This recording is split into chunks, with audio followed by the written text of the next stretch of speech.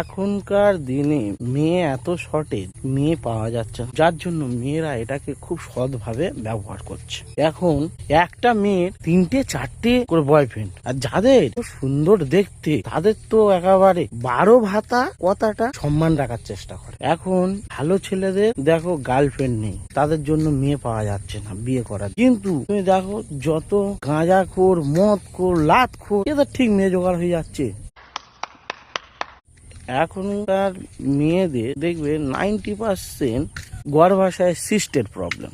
এটা কেন হচ্ছে? স্কুলের হিস্ট্রি চেক করলে বোঝা যাবে। এরা আবার কি দেশি.com এদের পছন্দ নয়, এদের সব বিদেশি.com পছন্দ। কারণ হয় দেশি শশা, দেশি পটল, দেশি কলা ছোট ছোট হয় না, বিদেশি জিনিসগুলো একটু বড় বড় হয়, হাইব্রিড গুলো একটু বড় বড় হয় না, মেয়েদের দেশি জিনিস পছন্দ নয়।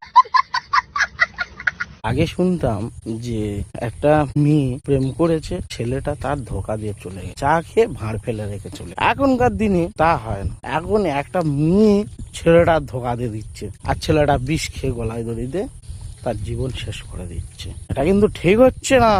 এই সব মেয়েদের পাল্লায় পড়লে আপনি বুঝবেন কিভাবে যে আপনি কোনো জায়গায় ফেঁসে যান, বুঝবেন কিভাবে? তাহলে আপনাকে কিছু জিনিস লক্ষ্য করতে হবে। আপনার গার্লফ্রেন্ডের ফোন প্রায়শই ব্যস্ত আসবে, প্রায়শই ব্যস্ত। এবারে তাকে যখন জিজ্ঞাসা করা হবে তখন সে খালি বলবে, আমি আমার বাবার কাছে ফোন করছিলাম, আমি আমার দিদির কাছে ফোন করছিলাম, আমি আমার জামাইবাবুর কাছে ফোন করছিলাম, আমি আমার মাসির কাছে ফোন করছিলাম। তাহলে বুঝতে হবে ডাল মে কুচ কালা হ্যায়, ডাল মে কুচ কালা হ্যায়, সাবধান হয়ে যান।